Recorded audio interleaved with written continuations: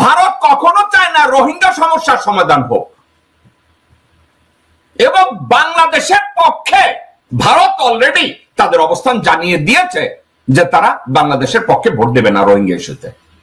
বাংলাদেশ যত প্রকার ইনিশিয়েটিভ নেয় ভারত এর পক্ষে ভোট দিবে না। এখন কথা হচ্ছে ডক্টর মোহাম্মদ ইউনূস অলরেডি জেনে গেছে যে রোহিঙ্গা ইস্যুতে ভারত বাংলাদেশের পক্ষে ভোট দেবে না। বাংলাদেশের পক্ষে যদি ভোট না দেয় তাহলে ভারতের কাছ থেকে কোনো কোঅপারেশন আমরা পাবো না। আর আরো একটা কথা, আমরা অর্থাৎ ডক্টর মোহাম্মদ ইউনূস উনি চিন্তা করেছে আমি জাতিসংঘ মহাসচিবকে আমার পার্সোনাল রিলেশনশিপ বিল্ড আপ দিয়ে তাকে যদি আমি পার্সোনালি ইনফ্লুয়েন্স করতে পারি, আমার করিডোর দিতে হবে। আমার আলটিমেট টার্গেট কি? রোহিঙ্গাদের তাদের দেশে প্রত্যাবর্তন করানো। চায়নার সাথে ওনার বুদ্ধিমত্তা দিয়ে, ওনার বাস বিচার দিয়ে ডক্টর মোহাম্মদ ইউনূস চায়নার সাথে সম্পর্ক বিল্ড আপ করেছে, জাতিসংঘের সাথে সম্পর্ক বিল্ড আপ করেছে।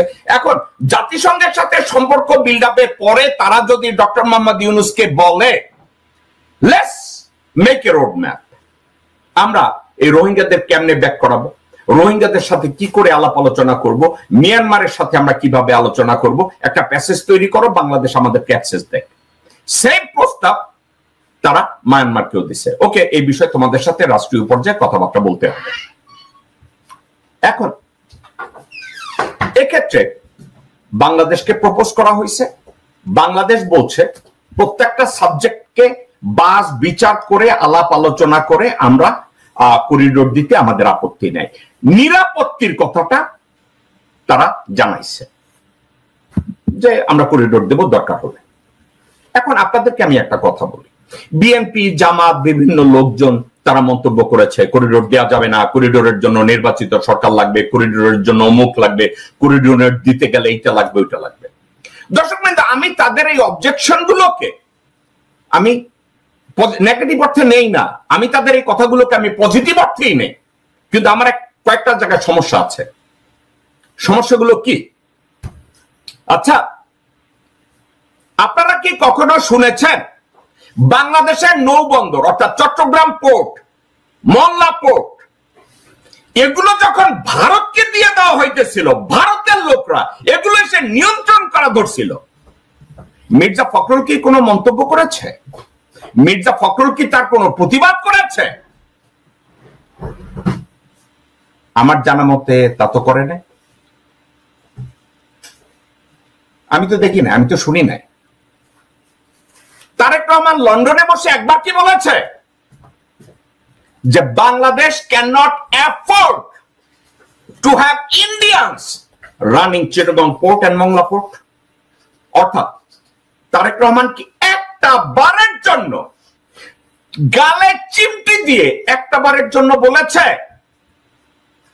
যে আমরা মংলা পোর্ট এবং চট্টগ্রাম পোর্ট যেভাবে দিয়ে দেওয়া হচ্ছে, আদানির কাছ থেকে যেভাবে ডাবল ট্রিপল খরচে বাংলাদেশে ইলেকট্রিসিটি আনা হচ্ছে, বাংলাদেশের অভ্যন্তর দিয়ে ভারতীয় সেনাবাহিনীর সশস্ত্র গাড়ি যাওয়া আসা করছে, আমরা এর বিরোধিতা করি, এটা আমরা হতে দেব না। তারা কি বলেছে একবারও?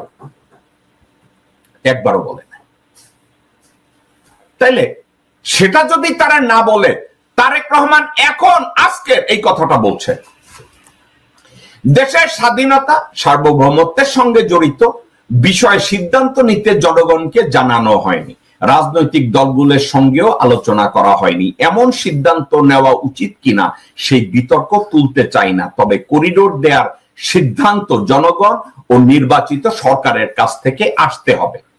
তারেক রহমান, আমি আগেই বলেছি, হয় উনি অটিস্টিক, নতুবা his mind is not working, or he is not an effective leader who can legislate or think properly or write something properly. এই কথাটা আমি কেন বললাম? আপনাদেরকে যদি আমি জিজ্ঞাসা করি, এই তারেক রহমান কি আজ পর্যন্ত একবারও বলেছে ভারতের সাথে যতগুলো চুক্তি হাসিনা শেখ এবং আওয়ামী লীগ করেছে প্রত্যেকটা চুক্তি উইথহেল্ড করা হোক ফর ফার্দার রিভিউ? দর্শক কিন্তু একবারও বলে নাই। মির্জা ফখরুল ইসলাম আলমগীর এটা নিয়ে কি একবারও বলেছে?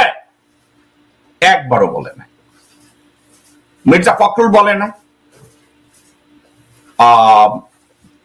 এ বলে নাই, রুহুল কবির রিজভী বলে নাই, সালাউদ্দিন বলে নাই, আমানুল্লাহ আমান বলে নাই, মোহাম্মদ সালাম বলে নাই, আমির খসরু মাহমুদ চৌধুরী বলে নাই, মির্জা আব্বাস গোরখোদক, মির্জা আব্বাস গোরখোদক আব্বাস সেও বলে নাই, আব্দুল্লাহ আল মিন্টু, তাবিত আউয়াল, ইশরাক, সাদেক হোসেন খোকা কেউ বলে নাই।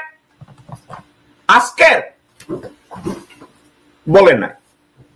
আজকের যখন ডক্টর মোহাম্মদ ইউনূস রোহিঙ্গা ইস্যুতে সঠিকভাবে সমাধান করার লক্ষ্যে একটা জায়গা খুঁজে বের করলেন, আলাপ আলোচনার রাস্তা খুঁজে বের করলেন, তখন তারা হঠাৎ করে বলল নির্বাচিত সরকার দরকার, আলাপ আলোচনা দরকার। তো আপনারা বাংলাদেশের বুকের উপর দিয়ে যখন ভারতীয় ভাইকেল যাওয়া শুরু করলো, মিলিটারি ভাইকেল, একবার আপনারা কেন প্রতিবাদ করেন নাই? বাই দ্য ওয়ে, জনাব তারেক রহমান, জনাব মির্জা ফখরুল ইসলাম, গোরখোদক আব্বাস, মোসাদ্দেক ফালুক একবারও কেন বলেন নাই? আজকের কেন বলতে হলো? আর বিসাইডস আপনাদের কার অজানা আছে যে রোহিঙ্গা ইস্যুতে ভারত জানিয়ে দিয়েছে বাংলাদেশের অবস্থানকে ভারত সাপোর্ট করবে না? আপনাদের কার অজানা আছে? দর্শকবৃন্দ, আমার কথাটা একটু মনোযোগ দিয়ে আল্লাহর ওয়াস্তে আপনারা নিজেদেরকে জিজ্ঞাসা করেন। তারা জানে যে ভারত রোহিঙ্গা ইস্যুতে বাংলাদেশকে সাপোর্ট করবে না। বাংলাদেশকে কে সাপোর্ট করবে জানেন? পাকিস্তান। বাংলাদেশকে কে সাপোর্ট করবে জানেন?